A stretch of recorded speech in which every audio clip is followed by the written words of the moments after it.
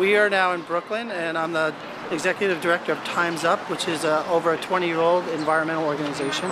And we have a huge also bike division, but the reason why our bike division is so big is because the volunteers in the group make up the causes, or the campaigns as we call them. There's a lot of volunteers here. Most of the volunteers are basically around the bike world in this location because this is where we're doing the educational workshops. This is the Brooklyn space that we're just opening up. We also have a Manhattan space. We work with ABC No Rio in Rivington, Lower East Side on Rivington. On Mondays and Tuesdays and Wednesdays we do classes. There's 4 classes where you can learn how to fix your bike. There's mechanics here who will teach you. On Sundays, actually what we're going to be doing at the Brooklyn space, we have a class and then we'll also have a workshop. So as you can see, there's people, at this point we're in the workshop stage. So it's a little hike up here, but it's one of the only places like this. It's worth the trip. When I first came here, I didn't know anything about bikes. So whether you're experienced and you know what you're doing, or whether you are completely new to this and have never done anything, never worked on a bike before, they're really willing to help you. People realize they can put in a little bit of work, teach someone how to fix a bicycle, and then that person could in turn take their knowledge to someone else. So the other volunteers are doing like hundreds of different bike rides. There might even be a couple tonight. We don't have any leaders. We just go out like it's flock mind. It's just we just go where the collective dream takes us. What Critical Mass does is reclaim public space for the freedoms of the First Amendment, the freedom to travel and express yourself, be out in the streets and alleys of our city with a mode of transportation that is not poisonous, that is not fossil fuel based. It's the cleanest, it's the holy way to travel, amen, praise be. So I saw the first Critical Mass in Manhattan like maybe 10 years ago, and it was like a party. It was like a Halloween party, and they took up traffic, everybody was hooting and yelling, and it was like amazing, it was fun. Wanting to go. Well, you know, I think the important thing about Critical Mass is it's different for everybody. So for me, it's always been a celebration of bike culture, supporting bikes, and that's why I do it, because it's fun. When the Republican convention was in town, there was an unprecedented amount of participants in Critical Mass, and the police really, I think, couldn't handle it, or didn't know how to handle it best. And I think there's a sense of freedom about being on a bike that cannot be controlled, and I think maybe police like to control. That's my theory.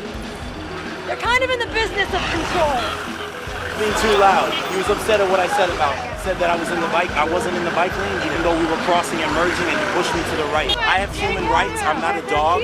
You cannot just pull somebody off the road and give someone a ticket for no reason because you feel like it. I'm sorry, but the truth of the matter is they have to go home and tell their wives and their children what they do every day, all day long. And it's embarrassing for a grown man to have to do that, so they feel pain and they take it out on us. That's what they do. Flat tax, Joel! Oh, flat tax!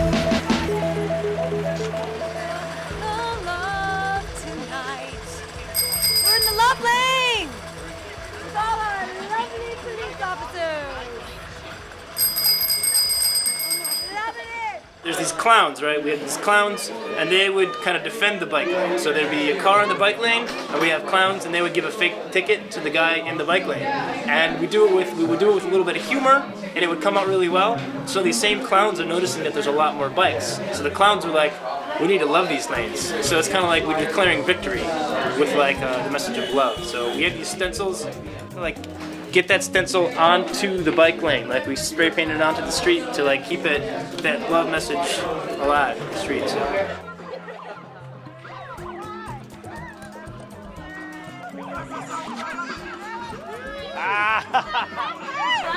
We want to be nice and clean and safe and not hurt anyone or aggravate any of the drivers along the way or punch them in the noses or anything like that. We are fun, we light, we dance. If there's trouble, we run away.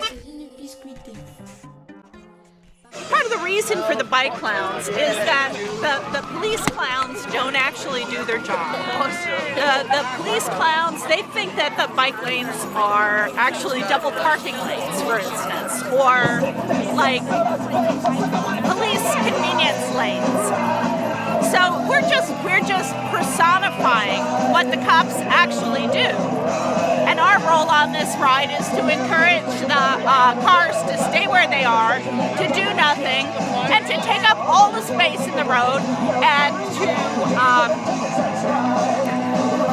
to make sure that they fill the air with all of their toxins.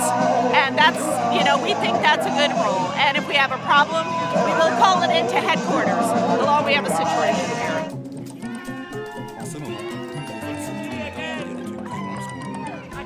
The city is actually acknowledging a 35% increase in biking in the city of New York. They're acknowledging that it's a smart idea to ride a bike to work in New York City. Driving a car is ridiculous in New York City. This is a fun way to be in the city. It's it's healthy.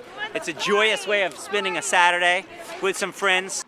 I'll show you. This ticket is what we'll be giving to cars parked in bike lanes.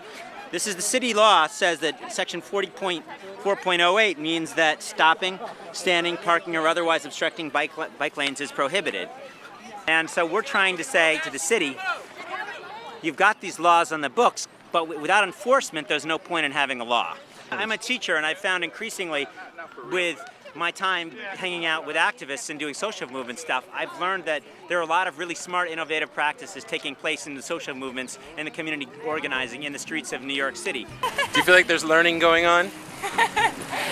Yes, of course, there's always learning.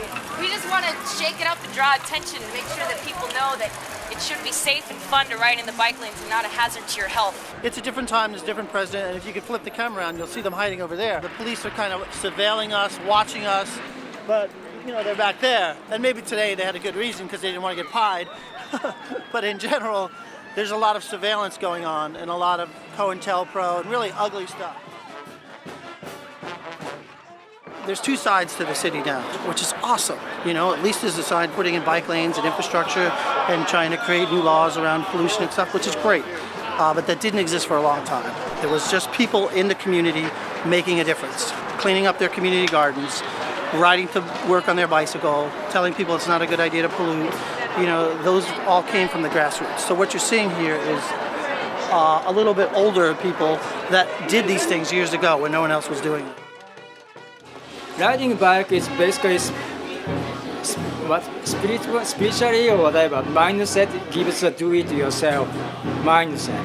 That's very important. You don't have to outsource or buy something or do it yourself. You have to pedal to get there. You have to fix your bike by yourself. So it gives you a certain good discipline. That's what I'm looking for. And I'm really happy to be in this environment. The group.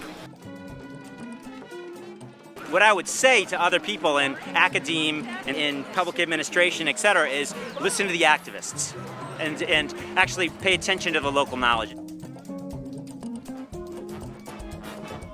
Thank you, bike activists. Thank you, New Yorkers, fellow citizens, countrymen and women.